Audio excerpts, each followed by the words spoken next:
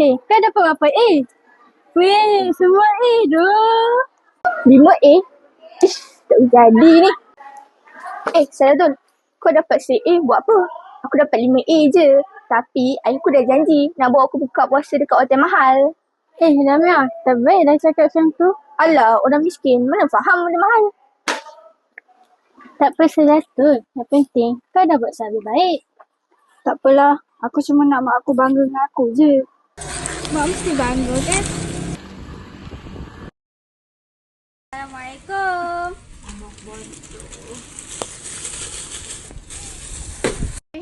Anak mak dah balik. Adik dapat straight A, Mak. Straight A. Betul. Alhamdulillah. Mak, boleh tak ada nak minta satu permintaan? Permintaan? Permintaan apa tu, Dik? Boleh tak Mak masakkan adik makanan kegemaran adik? Ayam masak merah. Mak tengah kumpul duit lagi ni. Nak beli baju raya kita. Saidatun, asal muka kamu monyok je? Tak okey ke? Tak, aku ada masalah sikit sekarang. Masalah apa? Cuba cerita kat aku. Mak aku tengah susah sekarang. Dia nak kumpul duit untuk raya. Boleh aku kacau dia orang ni. Weh, apa dah siang apa kan? Ya, Ami tengah simpan simpan duit raya. Simpan? Aku lah kan, kalau dapat duit raya, terus shopping. Tak ada ni nak simpan-simpan.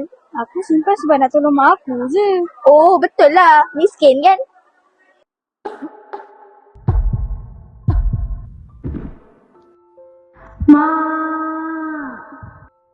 Mak bangun Mak. Mak jangan tinggalkan adik Mak. Siapa pula yang datang pagi-pagi ni? Damia, masuklah dulu. Selamat Hari Raya Saidatun. Selamat Hari Raya juga. Kenapa kau tiba-tiba datang sini? Syafad beritahu aku pasal mak kau. Salam takziah ya? Tak apalah Damia. Aku okey je. Mana pun dah lepas. Aku betul-betul minta maaf atas apa yang aku dah buat kat kau selama ni. Aku pun dah maafkan kau dah. Dulu aku selalu fikir orang yang banyak duit tu orang yang paling hebat sekali. Kau nak tahu tak? Orang paling hebat tu orang yang mulai hati aku pun nak belajar simpan duit. Ini bukan untuk aku nak saya tetapi ini untuk kita Sahutan suara. Terima kasih Damia. Sampai jumpa. Kita doakan yang lebih ya.